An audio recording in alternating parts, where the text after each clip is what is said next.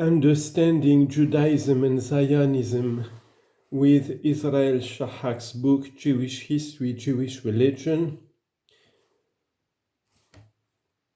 Prejudice and Prevarication, The Deception Continues, following. This book is circulated in countless editions, and its ideas and further propagated in the numerous discourses of the present hereditary Führer of Chabad, the so-called Lubavitcher Rabbi, Mr. Schneerson, who leads this powerful worldwide organization from his New York headquarters. In Israel, these ideas are widely disseminated among the public at large, in the schools and in the army.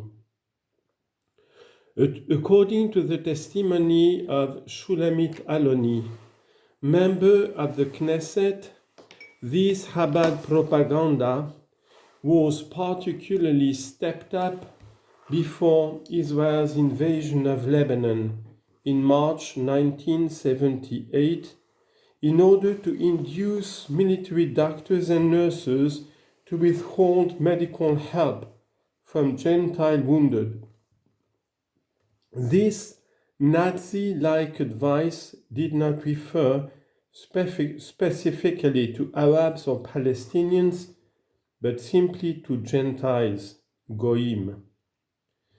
A former Israeli president, Shazar, was an ardent adherent of Chabad, and many top Israeli and American politicians, headed by Prime Minister Begin, publicly quoted and supported it.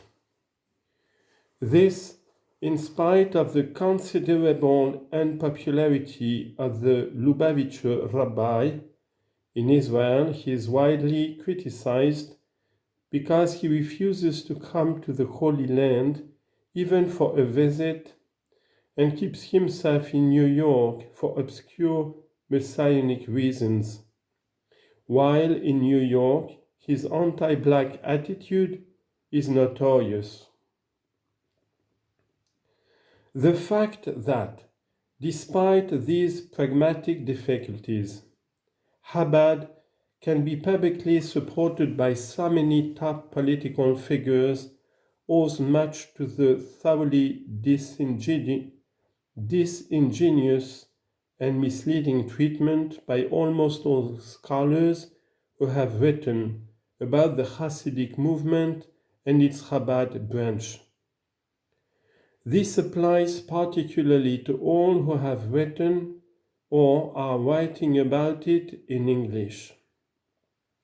They suppress the glaring evidence of the old Hasidic text as well as the latter-day political implications that follow from them, which stare in the face of even a casual reader of the Israeli Hebrew press, in whose pages the Lubavitcher Rabbi and other Hasidic leaders constantly publish the most rabid, bloodthirsty statements and exhortations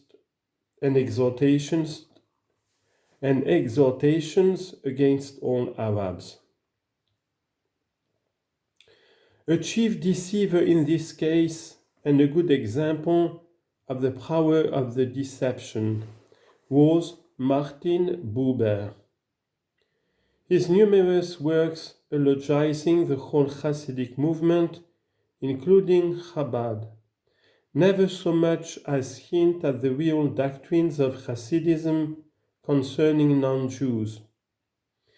The crime of deception is all the greater in view of the fact that Buber's eulogies of Hasidism were first published in German during the period of the rise of German nationalism and the accession of Nazism to power.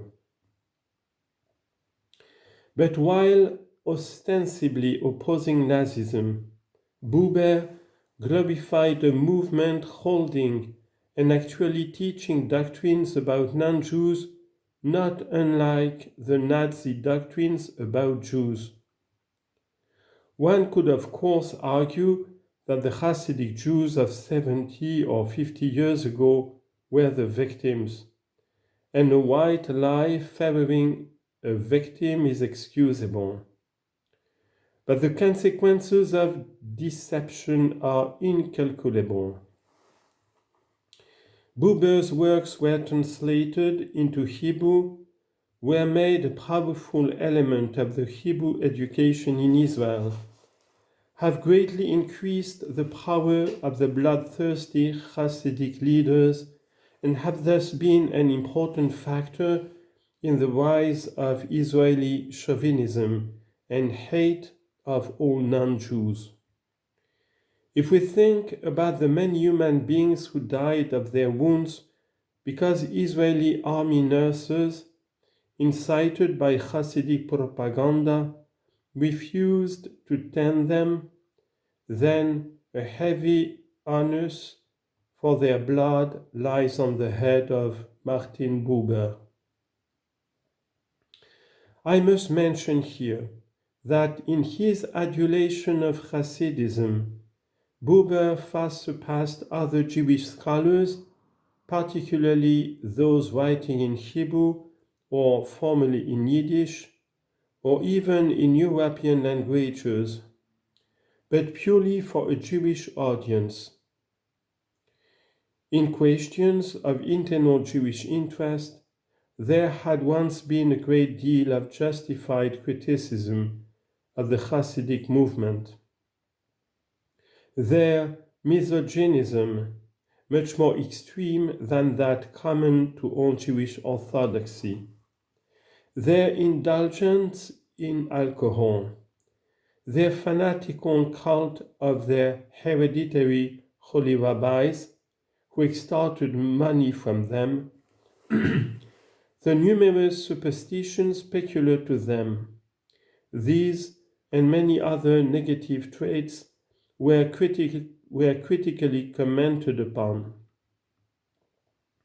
But Buber's sentimental and deceitful romanticization has won the day, especially in the USA and Israel, because it was in tune with the totalitarian admiration of anything genuinely Jewish, and because certain left Jewish circles in which Buber had a particularly great influence have adopted this position.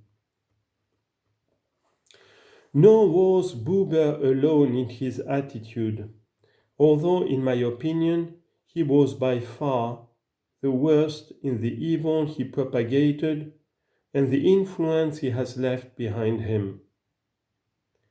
There was the very influential sociologist and biblical scholar Yehezekiel Kaufman, an advocate of genocide on the model of the book of Joshua. The idealist philosopher Hugo Shmuel Bergman, who, as far back as 1914-1915, advocated the expulsion of all Palestinians to Iraq, and many others. All were outwardly dovish, but employed formulas which could be manipulated in the most extreme anti-Arab sense. All had tendencies to that religious mysticism which encourages the propagation of deceptions, and seemed to be gentle persons who, even when advocating expulsion, racism, and genocide, seemed incapable of hurting a fly. And just for this reason, the effect of their deception was the greater.